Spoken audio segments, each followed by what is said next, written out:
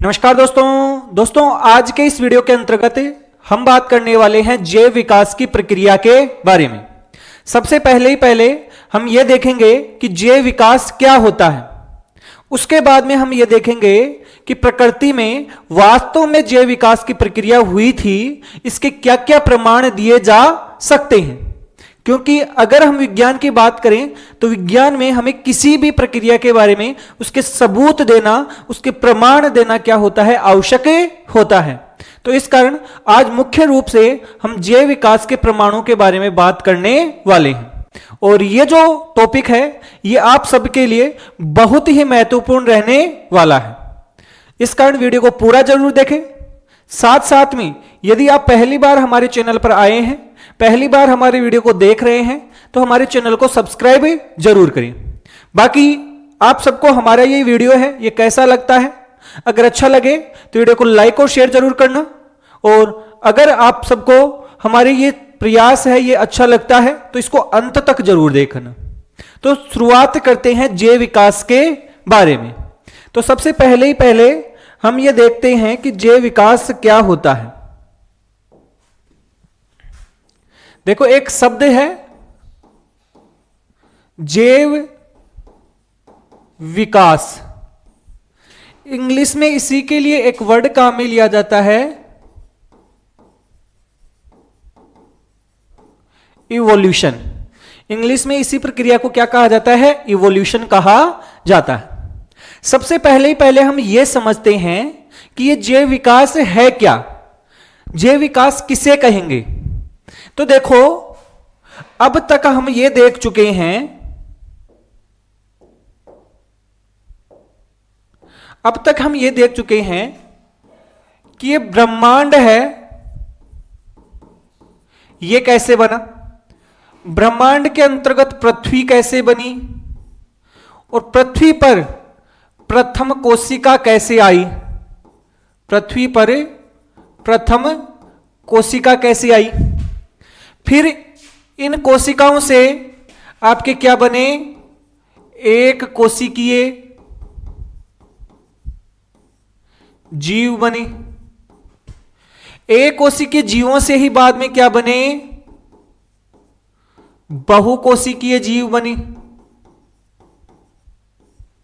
और इन बहुकोशिकीय जीवों से सबसे पहले आपके सरल जीव बने थे बहुकोशिकीय, और इन सरल बहुकोशिकीय जीवों से ही बाद में जटिल बहुकोशिकीय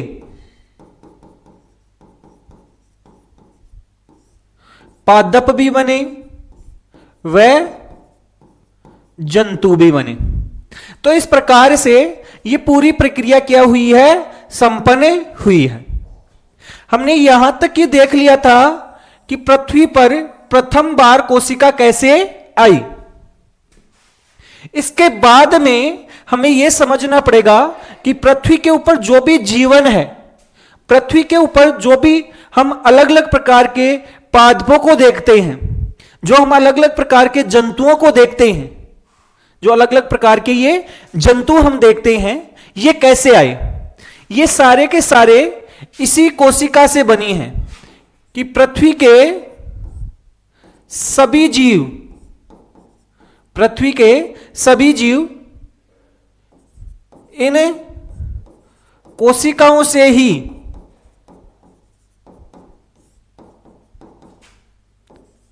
बने हैं।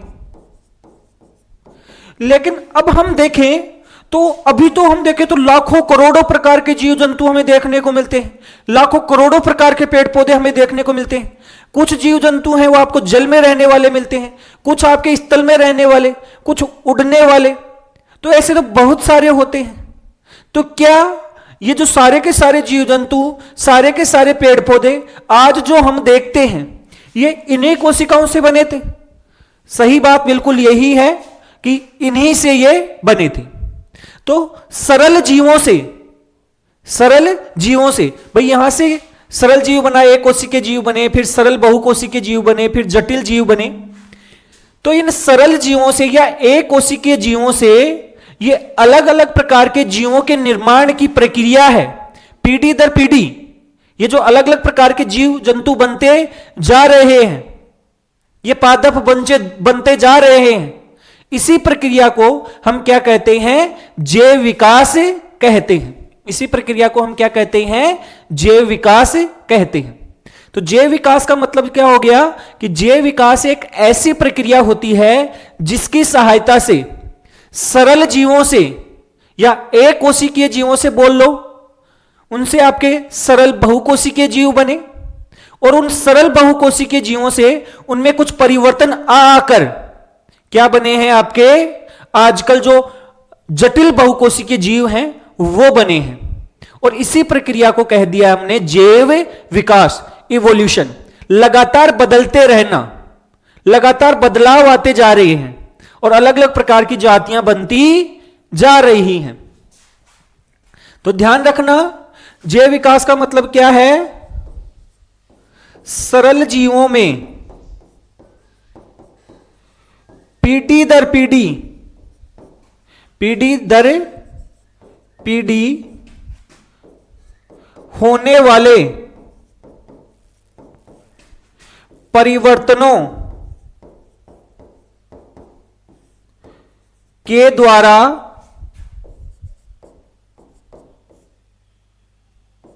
नई जातियों या हम बोल दे जीवों के निर्माण की प्रक्रिया को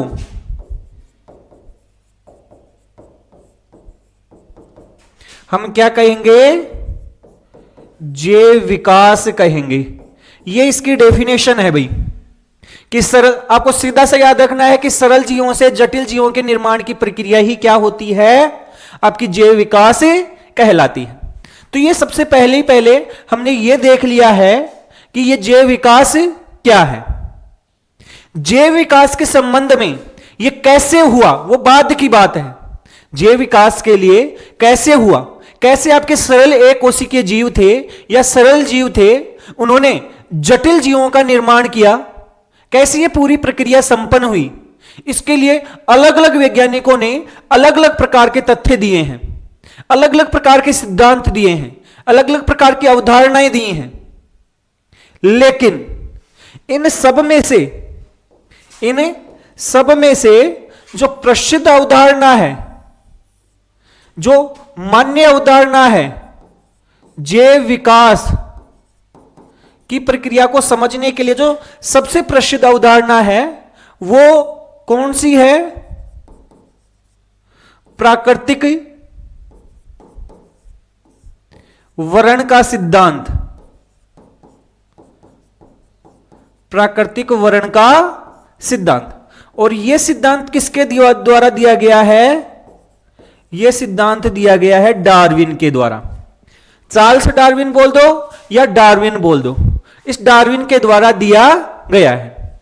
अब यह प्राकृतिक वर्ण का सिद्धांत क्या होता है, कैसे यह पूरी प्रक्रिया संपन्न हुई, इन सब के बारे में आगे हम बात करने वाले हैं। हम डार्विन के बारे में पूरा डिटेल के अंतर्गत बात करेंगे। यहां पर केवल यही समझ लो कि जैव विकास की प्रक्रिया को समझने के लिए एक जो सिद्धांत दिया गया है उसका नाम है प्राकृतिक वर्ण का सिद्धांत, और यह चार्ल्स डार्विन के द्वारा दिया गया है। अब हमें पता चल गया है कि जैव विकास के द्वारा ही अलग अलग प्रकार के जीव जंतु बनते हैं, अलग अलग प्रकार के पेड़ पौधे बनते हैं। लेकिन हम कैसे मान लें? क्या इस बात का कोई सबूत है? क्या इस बात का कोई प्रमाण है जो यह साबित करे कि जैव विकास की प्रक्रिया संपन्न हुई है? तो इसके बहुत सारे सबूत हैं, वो दिए जा सकते हैं। इसके बहुत सारे सबूत हैं, वो दिए जा सकते हैं।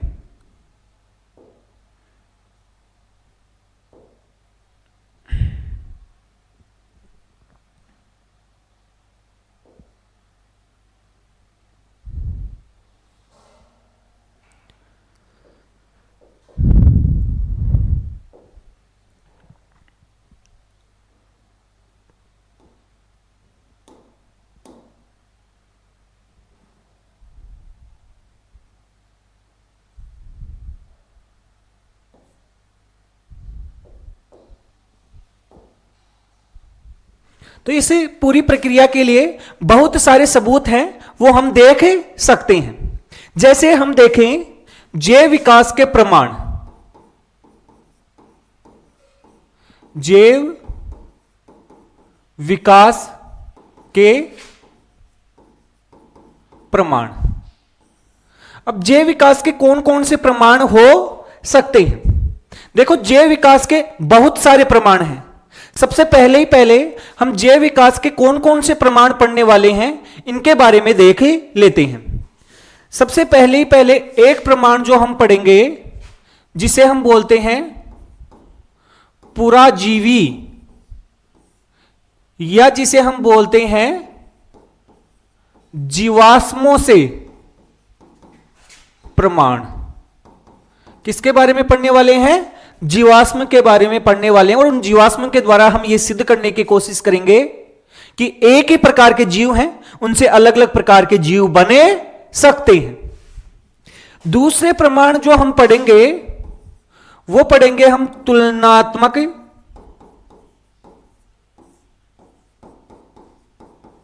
भ्रूणिकी से प्रमाण। भ्रूण का यदि हम तुलनात्मक अध्ययन करें, अलग अलग जातियों के भ्रूण का यदि हम तुलनात्मक अध्ययन करें, तो वहां पर हम देखेंगे कि इनके बीच में भी कुछ ना कुछ कनेक्शन है, जो इस बात को साबित करेगा कि कहीं ना कहीं ये एक ही जीव से बने हैं। इसके बाद में हम क्या देखने वाले हैं? इसके बाद में हम देखने वाले हैं समजात व समवर्ती, या इन्हें बोला जाता है तुल्य रूपी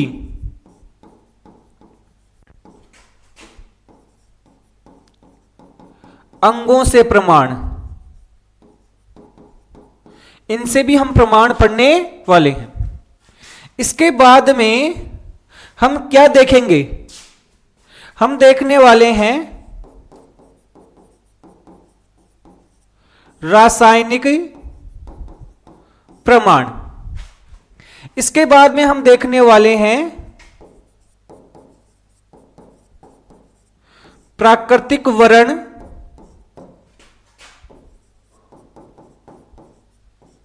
कृत्रिम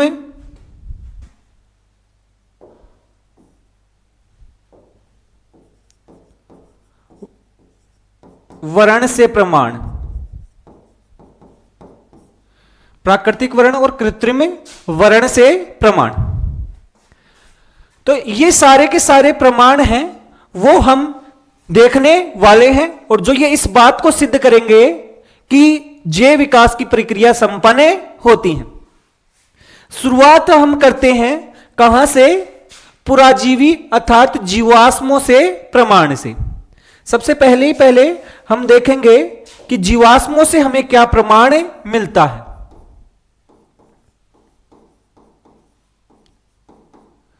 जीवाश्मों से कहने का मतलब है पुराजीवी प्रमाण।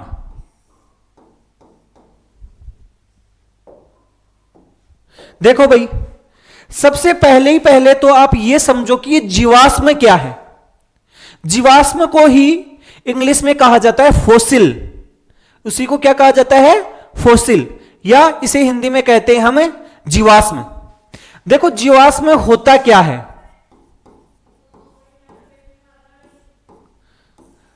जीवाश्म क्या होता है? देखो, जीवाश्म क्या है कि भूमि के नीचे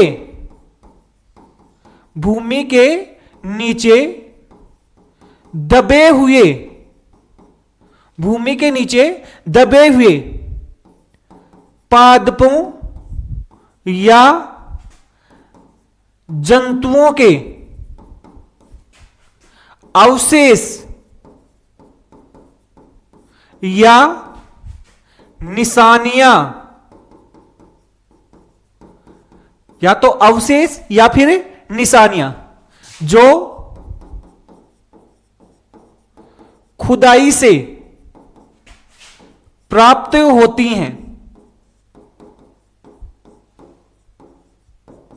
खुदाई से हमें प्राप्त होती हैं।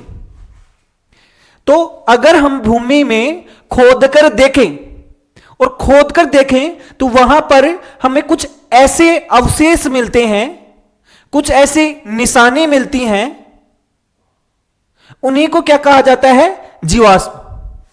और ये अवशेष और निशानियां हैं, ये आपकी चट्टानों में देखने को मिलती हैं।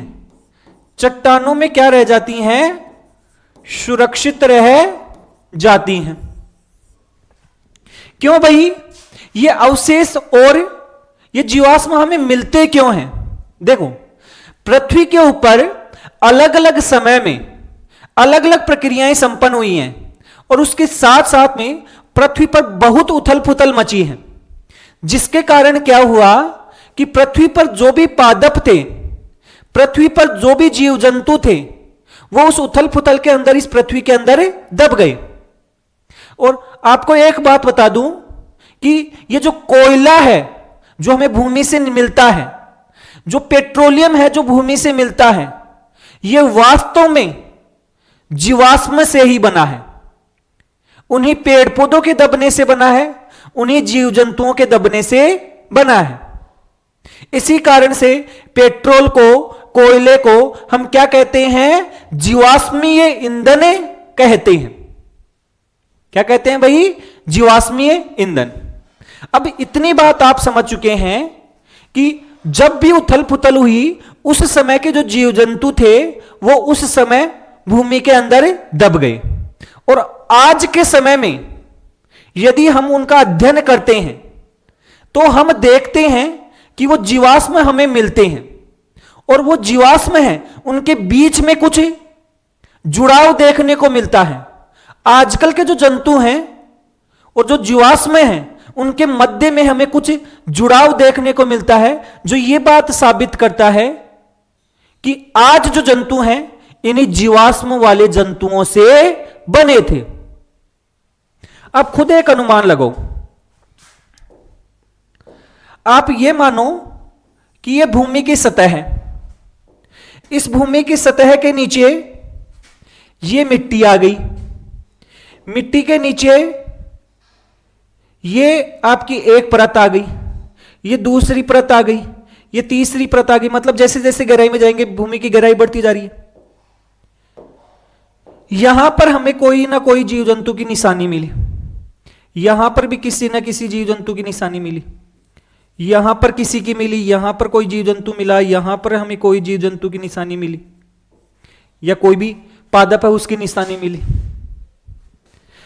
आप खुद ही अनुमान लगाओ कि जो ये नीचे ही नीचे की तरफ हमें निशानी या कोई अवशेष मिला है, ये उस समय के जीव जंतुओं के या पादपों के दबने से ही बना है। इसके ऊपर वाला है, ये इसके बाद वाले से बना है। भाई भूमि में पहले वो दबेगा ना जो पहले था, फिर बाद में था वो बाद में दबेगा, फिर और जो बाद में आया वो उसके ऊपर आ जाएगा। तो ऐसे परतों के अंतर्गत हमें क्या मिलते हैं? जीवाश्म मिलते हैं। और जब इन जीवाश्मों का अध्ययन करते हैं तो हमें पता चलता है कि ये वाले जीवाश्म, जो ऊपर वाले जीवाश्म है, ये नीचे वालों से कुछ समानता रखते हैं, जो इस बात को सिद्ध करते हैं कि ये ऊपर वाले जीव जंतु हैं, इनके पूर्वज कौन से थे? ये नीचे वाले थे। अगर इनको देखें तो इनके पूर्वज ये वाले थे, क्योंकि इनसे हमें कुछ ना कुछ समानताएं देखने को मिलती हैं, जो इस बात को साबित करती हैं कि जो जीव जंतु बने हैं ये पुराने जीव जंतुओं से ही बने हैं, उन्हीं से क्या हुए हैं? विकसित हुए हैं। और आप खुद बताओ, अगर कोई जीव जंतु पुराने जीव जंतुओं से विकसित होता है, उन्हीं से बनता है, तो इसी प्रक्रिया को तो हम जैव विकास कहते हैं। भाई आपके पहले वाले सरल जीव थे, उनसे अलग अलग प्रकार के जीव जंतु बन जाना, जटिल प्रकार के जीव जंतु बन जाना, यही तो जैव विकास है जो इस बात को सिद्ध कर रहा है।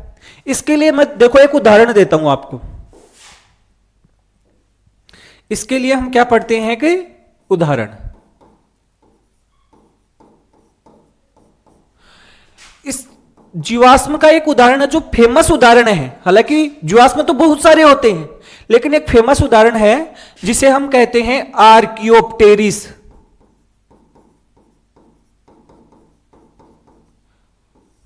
एक उदाहरण है जिसका नाम है आर्कियोप्टेरिस, और ये एक फेमस उदाहरण है।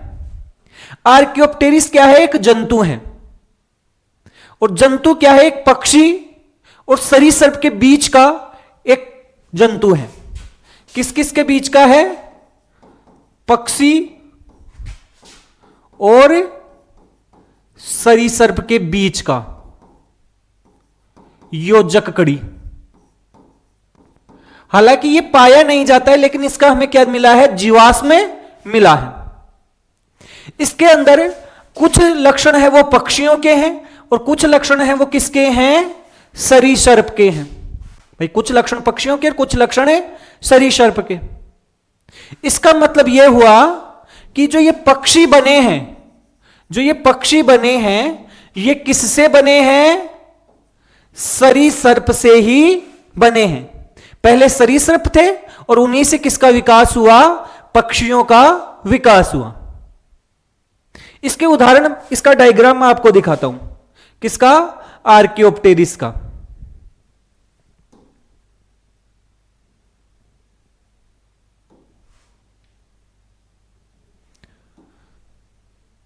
ये देखो,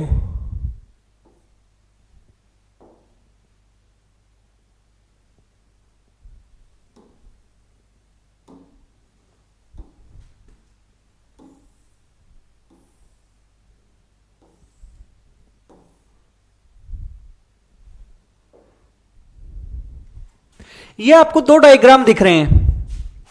वास्तव में इस आर्कियोप्टेरिस का हमें ये जीवाश्म है, ये इस रूप में प्राप्त हुआ है। ये इस रूप में हमें एक जीवाश्म प्राप्त हुआ है और इस जीवाश्म का वास्तविक रूप है ये ऐसा रहा होगा। इसी जीवाश्म के आधार पर इसको तैयार किया गया है। यहां पर आप देखोगे तो ये देखने पर आपको लग रहा है एक पक्षी है और वास्तव में है भी एक पक्षी ही।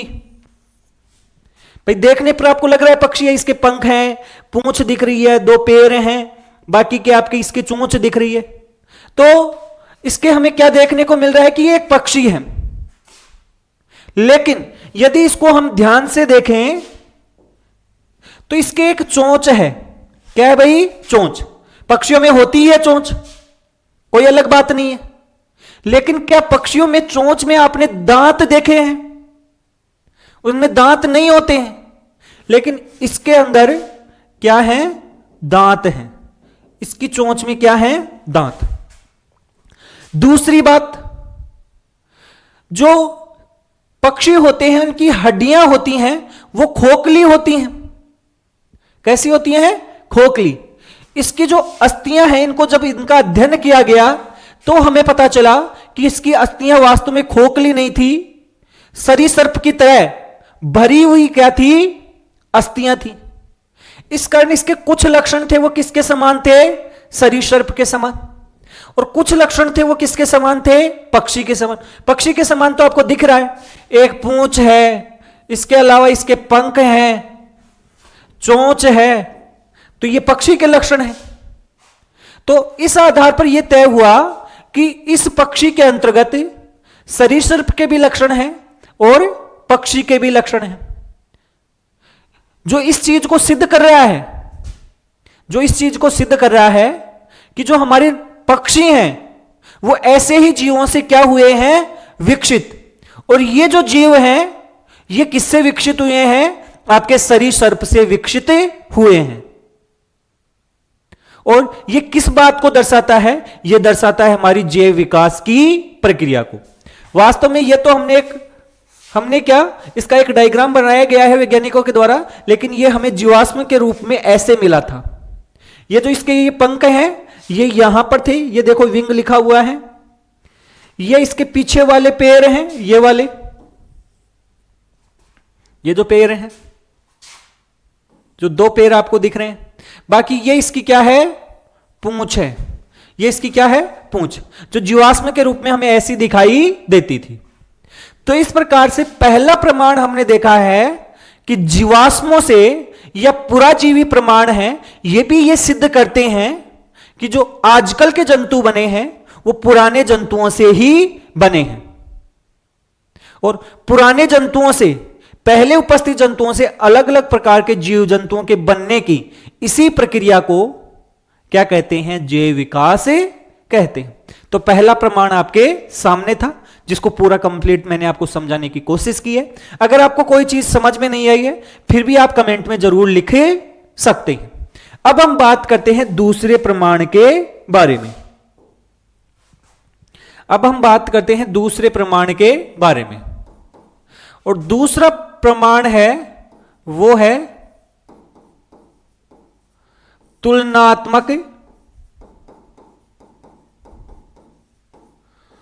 भ्रौणिकी से प्रमाण। तुलनात्मक भ्रौणिकी से प्रमाण। देखो भ्रौणिकी का मतलब क्या है? भ्रौणिकी का मतलब होता है कि किसी भी जंतु के भ्रूण के अध्ययन की प्रक्रिया, किसी भी जंतु के भ्रूण के अध्ययन की प्रक्रिया को हम क्या कहते हैं?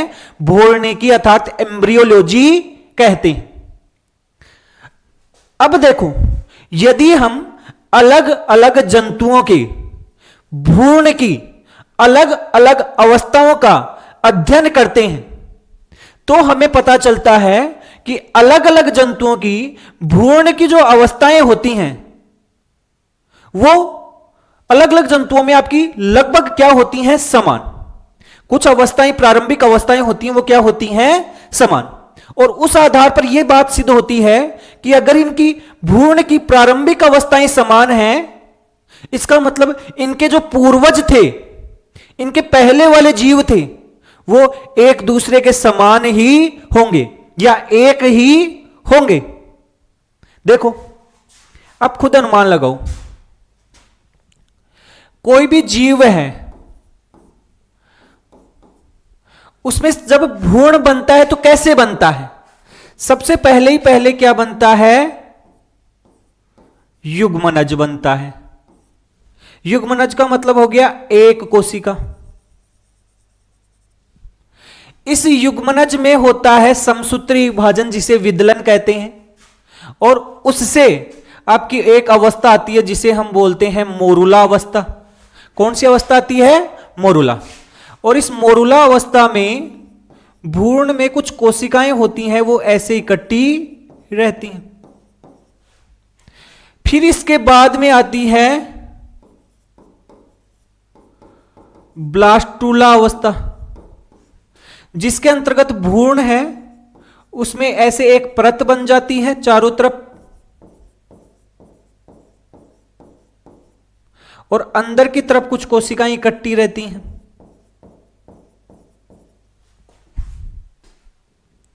और इसके बाद में एक अवस्था आती है जिसे हम बोलते हैं गेस्ट्रुला।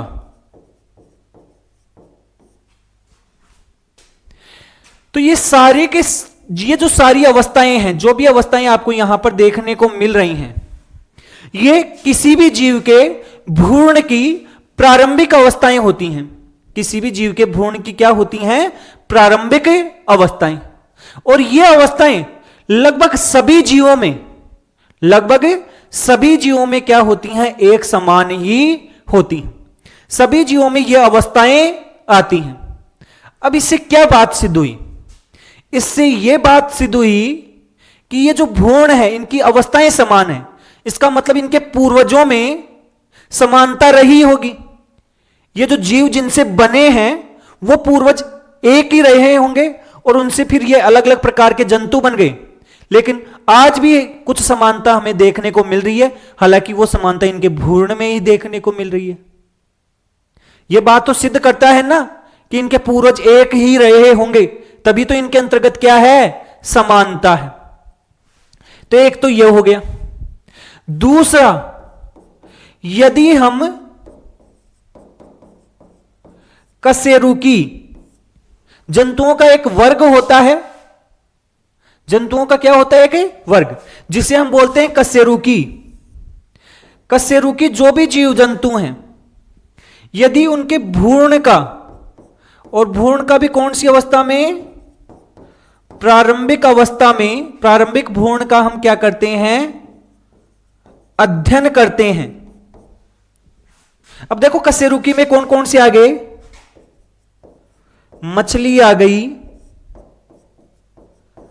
सरीसृप आ गए, इसके बाद में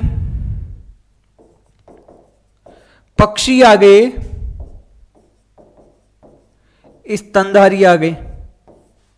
ये सारे के सारे जीव हैं, ये आपके कशेरुकी में आते हैं। यदि इनके भ्रूण का प्रारंभिक अध्ययन किया जाए या प्रारंभिक भ्रूण का अध्ययन किया जाए तो इन सभी जीवों के भ्रूण में हमें क्या देखने को मिलते हैं, गिल्स देखने को मिलती हैं, या गिल्स दरारें होती हैं वो देखने को मिलती हैं। क्या देखने को मिलती है, गिल्स दरारें। गिल्स हैं या गिल्स दरार हैं, ये कहां काम में आती हैं, ये काम में आती है हमारे जल में रहने वाले जीवों की। इसका मतलब ये मछलियों के तो काम में आ रही हैं, लेकिन ये गिल्स दरारें सरीसृप में क्या कर रही हैं, सरीसृप। इसके बाद में उभयचर भी तो आता है एक बीच में, उभयचर।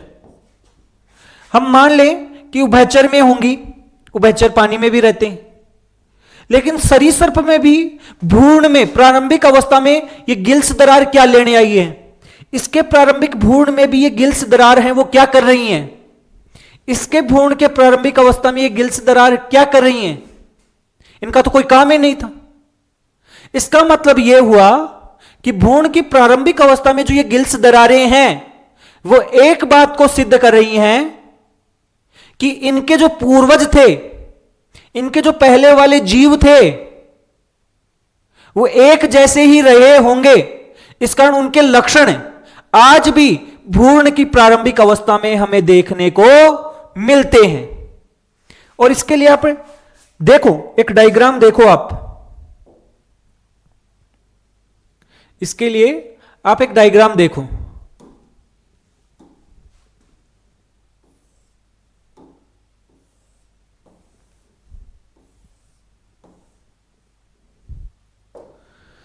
ये इन्हीं कशेरुकियों में जो अलग अलग प्रकार के जीव जंतु हैं, इन्हीं कशेरुकियों में जैसे ये मछली हो गई, ये उभयचर एम्फीबियन हो गए, ये रेप्टाइल मतलब सरीसृप हो गए, ये बर्ड मतलब पक्षी हो गए, और ये मेमल्स मतलब स्तनधारी हो गए। यदि इनके भ्रूण की प्रारंभिक अवस्था को आप ध्यान से देखोगे, ये भ्रूण की एकदम प्रारंभिक अवस्था है। क्या मैं इनके ऊपर वाले नाम मिटा दूं तो आप बता सकते हो कि ये भ्रूण किसका है? देखो, ये और ये सारे एक जैसे लग रहे हैं कि नहीं लग रहे हैं, आप खुद ही बताओ। हालांकि एक जीव के नहीं है, लेकिन फिर भी ये भ्रूण की जो प्रारंभिक अवस्थाएं हैं ये हमें एक समान लग रही है। और एक समान लग रही हैं, वो क्या दर्शा रही हैं भाई? वो ये चीज दर्शा रही हैं कि आज तो ये एक नहीं है, लेकिन कभी ना कभी इनके पूर्वज एक रहे होंगे। कभी ना कभी तो कोई ना कोई जीव होगा जो एक था, और उन्हीं से ये अलग अलग प्रकार के जीव जंतु हैं ये बने हैं। उन्हीं से मछली बनी है, उन्हीं से आपके उभयचर बने हैं, उन्हीं से आपके सरीसृप बने हैं, उन्हीं से पक्षी बने हैं, उन्हीं से आपके क्या बने हैं? स्तनधारी बने हैं। तभी तो इनके भ्रूण की प्रारंभिक अवस्थाएं एक समान हैं। इसके साथ साथ में ये जो भ्रूण है मछली का, इसमें भी हमें यहां पर देखो ये क्या देखने को मिलती हैं, ऐसे गिल्स दरारें देखने को मिलती हैं। हम ये तो मान ले कि भाई मछली में काम आएंगी, लेकिन इसमें भी गिल्स देखने को मिलती हैं। इसके में अंदर भी गिल्स की दरारें देखने को मिलती हैं, इसके अंदर भी गिल्स की दरारें देखने को मिलती हैं, और यहां तक कि मनुष्य के भ्रूण की प्रारंभिक अवस्था में भी गिल्स दरार देखने को मिलती हैं। जो इस चीज को सिद्ध कर रहा है, चीख चीख के बोल रहा है कि हम पहले कभी ना कभी एक ही थे। इसी कारण हमारे अंदर समान लक्षण हैं, और यह चीज इस बात को सिद्ध करने के लिए काफी है कि एक ही प्रकार के जीवों से अलग अलग प्रकार के जीव जंतु बने हैं, और एक ही प्रकार के जीवों से अलग अलग प्रकार के जीव जंतुओं के बनने की इसी प्रक्रिया को हम क्या कहते हैं? जैव विकास कहते हैं। देखो, मैं जैव विकास के संबंध में 2 प्रमाण आपको दे चुका हूं। पहला जीवाश्मों से प्रमाण, और दूसरा भ्रूण के अध्ययन से या भ्रूणिकी से प्रमाण। तीसरा हम बात करते हैं,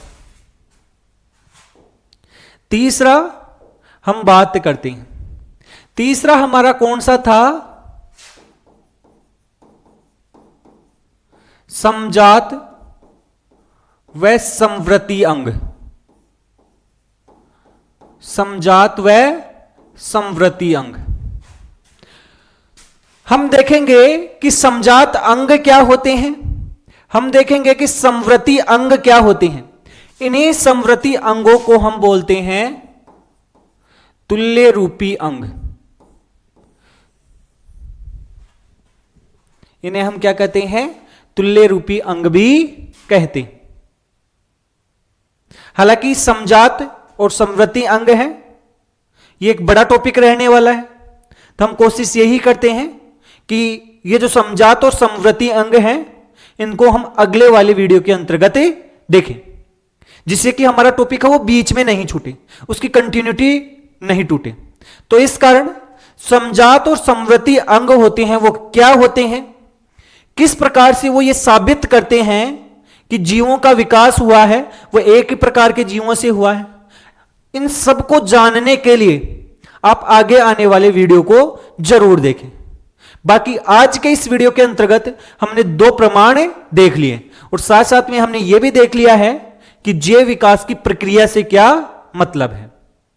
उम्मीद करते हैं कि आप सब लोगों को ये सारी की सारी चीजें हैं ये जरूर समझ में आई होंगी। अगर समझ में आई हैं तो कमेंट में जरूर लिखें। अगर आप सबको हमारा ये प्रयास है, हमारा ये वीडियो है, ये अच्छा लगा है, तो वीडियो को लाइक और शेयर जरूर करें। और यदि आप पहली बार हमारे चैनल पर आए हैं, पहली बार हमारे वीडियो को देख रहे हैं, तो हमारे वीडियो को या हमारे चैनल को सब्सक्राइब जरूर करें। धन्यवाद।